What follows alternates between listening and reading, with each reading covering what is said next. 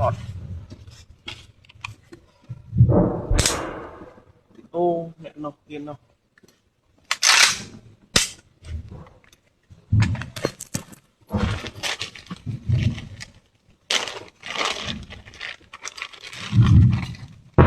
ru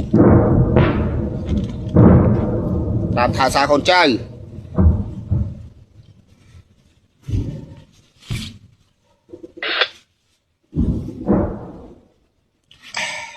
trời anh đi trâu mới đấy à bự các bác nhà không à bắt đi mền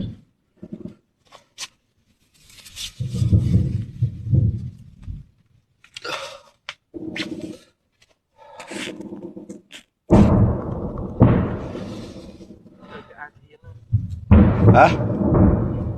giờ ăn gì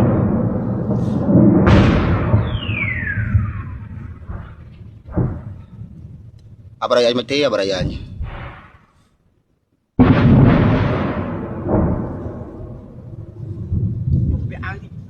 lao tới